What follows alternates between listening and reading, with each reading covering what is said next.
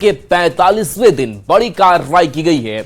बता दें कि भरत तिवारी पर गोली चलाने वाले एसटीएफ जवान अक्षय को गिरफ्तार कर लिया गया है। बता दें कि आरा के बिलौटी गांव में 17 जून को एनकाउंटर हुआ था, जिसमें भरत तिवारी को गोली लगी थी और इलाज के दौरान उसकी मौत हो गई थी। पुलिस ने जिस तरह से एनकाउंटर किया था उसको लेकर बहुत सवाल उठे थे, जिसके बाद मुख्यमंत्री ने इसे गंभीरता से लिया था और न्यायिक जांच के लिए एक कमेटी भी बना दी थी, जिसका नेतृत्व पटना हाईकोर्ट के रिटायर्ड जज विनोद सिन्हा कर रहे हैं। अभी 24 जुलाई को ही भरत तिवारी का पूरा परिवार पटना में मुख्यमंत्री सम्राट चौधरी से मिला था और इंसाफ को लेकर सीएम पर भरोसा जताया था।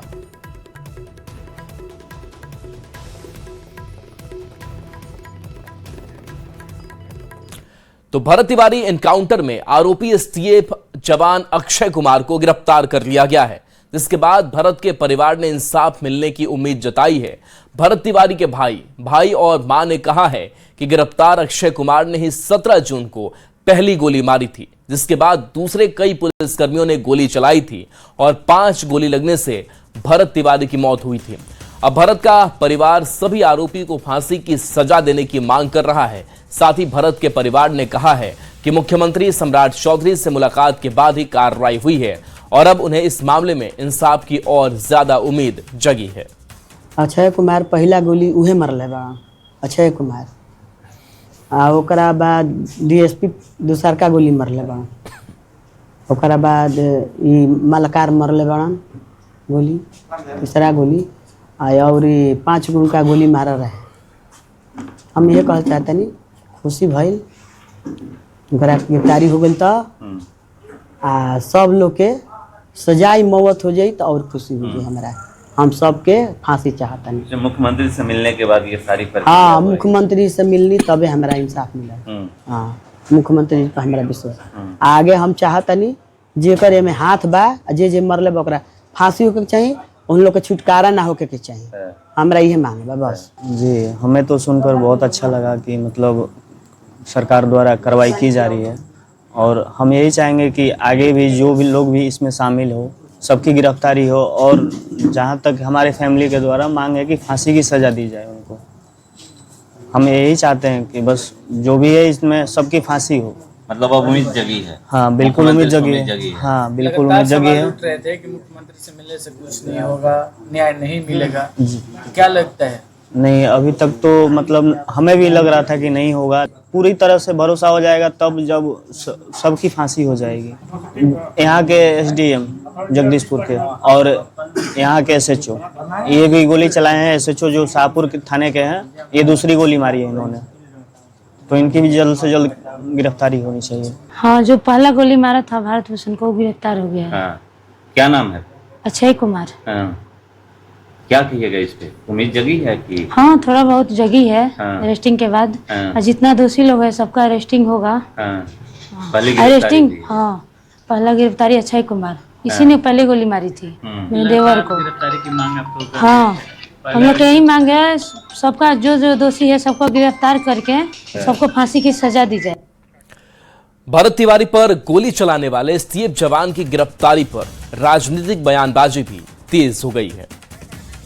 तो देखिए, लगातार राजनीतिक बयानबाजी जो है वो भी सामने आ रही है और चूंकि जिस एसटीएफ ने पहली गोली चलाई थी, जिसकी जिक्र लगातार परिवार की तरफ से किया जा रहा था कि उसी ने पहली गोली चलाई, बाकी पुलिसकर्मियों ने गोली चलाई। हालांकि अब एसटीएफ की गिरफ्तारी के बाद से, जवान की गिरफ्तारी के बाद से सियासी प्रतिक्रियाएं आपको सुनाते हैं। स्वर्गीय भरत तिवारी जी के विषय में बिहार सरकार ने त्वरित कार्रवाई करते हुए न्यायिक आयोग का गठन कर दिया था। आज उसमें एसटीएफ सिपाही की पहली गिरफ्तारी है। जनता दल यूनाइटेड इसका स्वागत करती है। सरकार की एक कार्रवाई असली हत्यारे को बचाने वाली कार्रवाई है। क्या सिपाही ने अपनी मर्जी से गोली चला दी? असली अपराधी वो है जिसने वहां एसटीएफ को बुलाया, जिसने वहां एसटीएफ को भेजा और जिसने एसटीएफ को आदेश दिया गोली चलाने का। सिपाही बिना आदेश के गोली नहीं चला सकता। या तो मजिस्ट्रेट डिप्यूट होता है, तो पहली बात तो ये कि डीएम ने वहां किसे मजिस्ट्रेट डिप्यूट किया था, और अगर मजिस्ट्रेट डिप्यूट नहीं था तो किसके आदेश पर गोली चली। असली अपराधी को पकड़िए, बचाने का ढोंग मत कीजिए।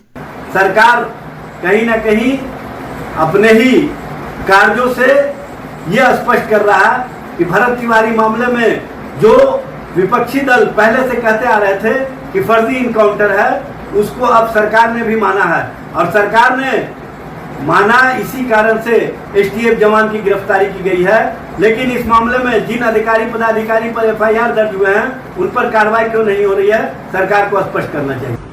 भरत तिवारी से संबंधित मामले में बिहार के माननीय मुख्यमंत्री सम्राट चौधरी जी ने वायदा किया था कि निष्पक्ष जांच होगी, न्याय मिलेगा, और परिवार ने अपने एफआईआर में जिन्हें आरोपी बनाया है उनकी गिरफ्तारी होने लग गई है, निष्पक्ष जांच हो रही है।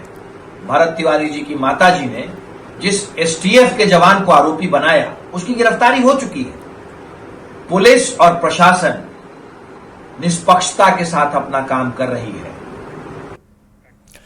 इधर भरत तिवारी एनकाउंटर मामले में आरोपी जवान की गिरफ्तारी पर पंचायती राज मंत्री दीपक प्रकाश ने कहा है कि जो भी कानूनी कार्रवाई है वो हो रही है।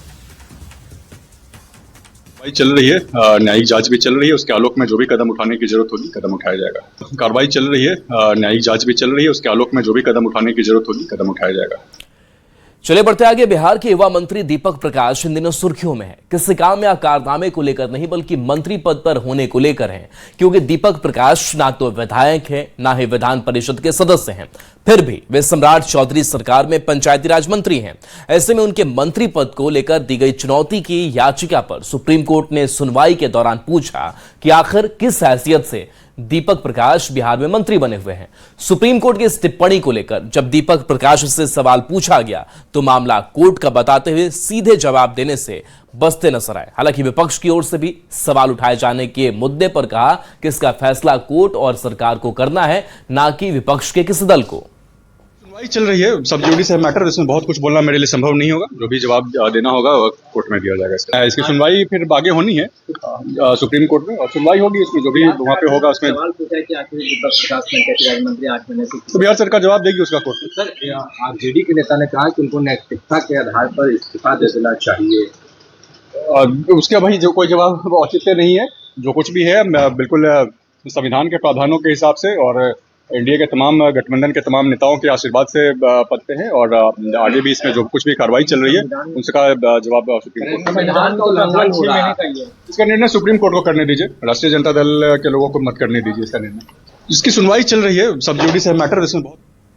मंत्री दीपक प्रकाश को लेकर सुप्रीम कोर्ट के द्वारा बिहार सरकार से जवाब मांगे जाने पर मंत्री दिलीप जायसवाल ने कहा कि सुप्रीम कोर्ट संवैधानिक पीठ है, उसका आदेश का पालन होगा, सरकार अपना जवाब देगी। कोई आदेश आता है तो सरकार तत्काल उसे आदेश को मानेगी।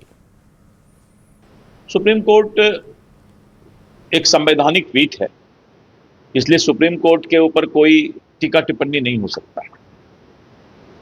और माननीय उच्चतम न्यायालय के द्वारा जो सवाल किए गए हैं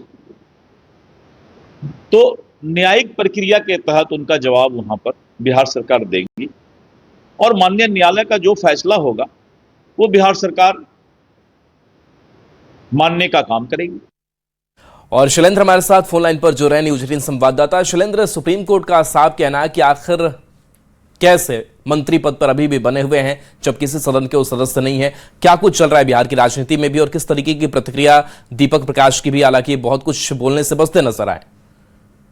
हाँ बिल्कुल, देखिए इस मामले पर सियासत भी हो रही है, और खास करके दीपक प्रकाश जब मंत्री बने तो उस वक्त भी सवाल उठे कि आखिर वो किसी सदन के सदस्य नहीं है और कब सदस्य बनेंगे।